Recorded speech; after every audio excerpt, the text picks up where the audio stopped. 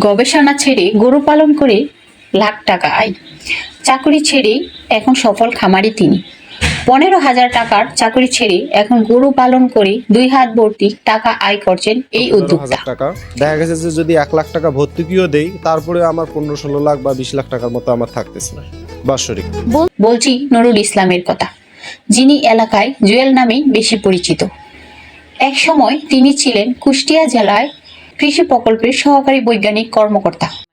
আমার খামারে এখন 20 লিটারের নিচে কোনো গাভী নাই। এখন আমার প্রায় 25, 28, 30 এবং 37 লিটার পর্যন্ত আমি দুধ পাচ্ছি একটা গাভীর।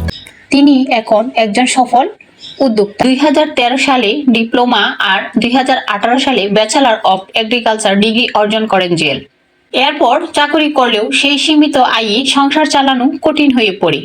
আমার 2013 সালে কৃষি ডিপ্লোমা পাস হয়। কৃষি ডিপ্লোমা পাস করার পরে আমি 2014 সালে আমি কুষ্টিয়াতে বৈজ্ঞানিক সহকারী হিসেবে ওখানে জয়েনিং করি একটা চাকরিতে। সেখানে 1 বছরের মতো চাকরি করি। প্ল্যান থেকে আমি চিন্তা করি যে আমি যদি এখন থেকেই যদি আমি ব্যবসার দিকে ধাবিত হই তাহলে ডে বাই ডে আমি ব্যবসায়িক দিয়ে ভালো কিছু করা সম্ভব হবে।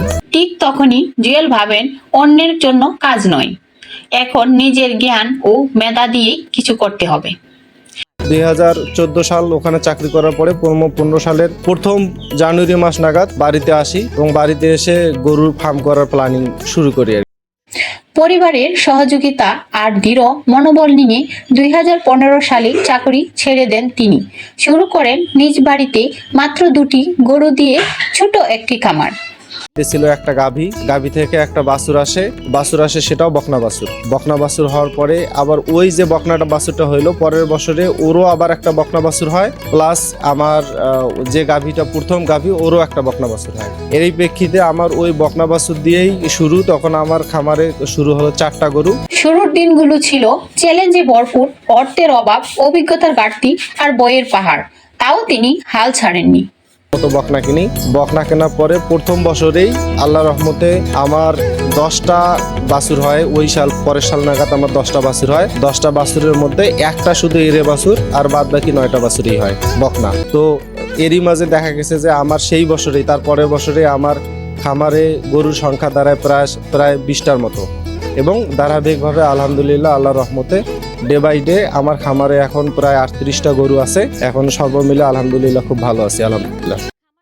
নিয়মিত প্রশিক্ষণ, আধুনিক পদ্ধতিতে গরু পালন, টিকা প্রদান ও সুষম খাদ্য ব্যবহার করে ধীরে ধীরে বড় হতে থাকে তার স্বপ্নের খামার। মূলত এখন ফাইনালি 3 জন কাজ করতেছে।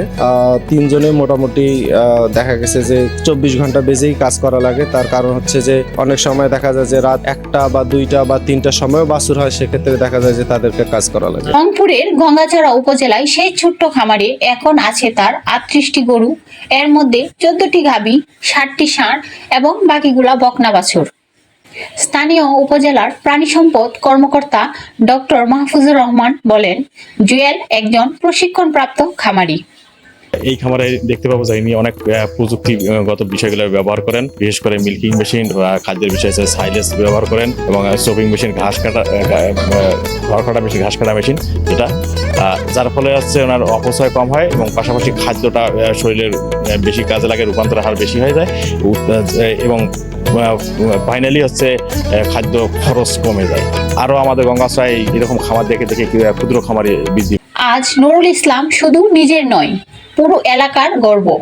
তার সাফল্য প্রমাণ করেছে স্বপ্ন, জ্ঞান আর পরিশ্রম থাকলে চাকরি নয়, নিজের উদ্যোগেই তৈরি করা যায় জীবনের নতুন পথ।